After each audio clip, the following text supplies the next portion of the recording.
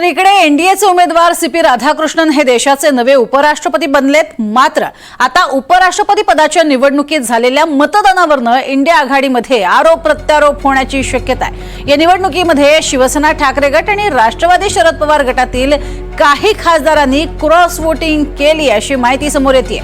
दरम्यान उपराष्ट्रपती पदासाठी झालेल्या निवडणुकीत सीपी राधाकृष्णन विजयी झाल्यामुळे देशाचे उपराष्ट्रपती बनलेले आहेत।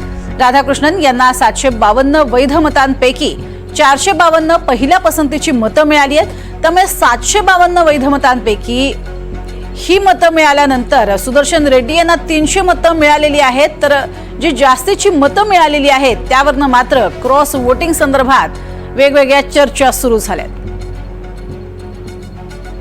अधिक माहिती घेऊया तर रामराजे शिंदे यांच्याकडनं। रामराजे, एकंदरीत जर बघितलं तर दोन उमेदवार, त्यामुळे पहिली आणि दुसरी पसंती असे पसंतीक्रम, अशा वेळेला ज्या पद्धतीने हे क्रॉस वोटिंग होते यात स्वतः शिंदे यांनी केलेलं विधान सुद्धा तितकंच मोठं आहे। किती क्रॉस वोटिंग झाला असा आता आकडा सांगितला जातोय?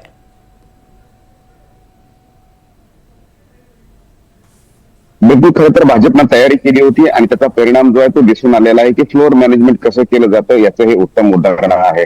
तर आता सध्या जे अधिकची मतं पडलेली आहेत ते साधारणतः 25 मतं अधिकची पडलेली आहेत आणि क्रॉस वोटिंग झालेले आहेत ते 10 मतं क्रॉस वोटिंग झाल्याची माहिती मिळते। म्हणजेच की एकूण 35 मतांचा फायदा जो आहे तो झालेला आहे। म्हणजेच की ज्या खासदारांनी क्रॉस मतदान केलेलं आहे तर ते जे खासदार आहेत त्याचा फायदा जो आहे तो एनडीएच्या उमेदवाराला झाल्याचं आपल्याला स्पष्टपणे दिसून येते। यामध्ये उद्धव ठाकरे गटाचे काही खासदार असल्याचा दावा केला जातोय, त्याचबरोबर राष्ट्रवादी शरद पवार गटाचे पण खासदार असल्याचा दावा केला जातोय आणि काँग्रेसचे खासदार असल्याचा सुद्धा दावा केला जातोय।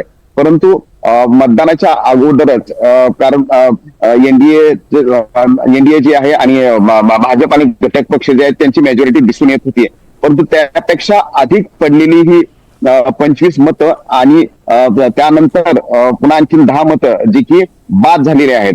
बाद झाली का बाद मुद्दामून केली हा सुद्धा प्रश्न आहे, कारण अगोदर ट्रेनिंग दिलं जातं, प्रशिक्षण दिलं जातं की अशाच पद्धतीमध्ये मतदान करायचं आहे। त्यासाठी नवीन पेन दिला जातो आणि जो पसंती नंबर आहे त्याच्यासमोर फक्त एक उभी रेष मारायची असते, म्हणजेच की 1 नंबर असा लिहायचा असतो, अशी पसंती द्यायची असते।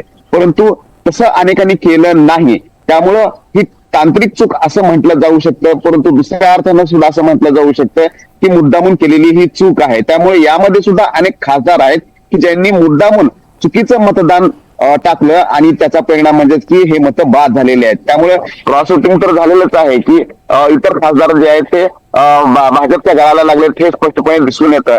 परंतु त्यासोबत क्रॉस वोटिंग करून सुद्धा काही खासदारांनी मुद्दामून हे मत जे आहे ते बाद करण्याचा प्रयत्न केला आणि त्याचा फायदा थेट भाजपला एनडीएला झाल्याचं दिसून येतोय। आता यामुळे आता पक्षामध्ये चिंतन करावं लागणार आहे।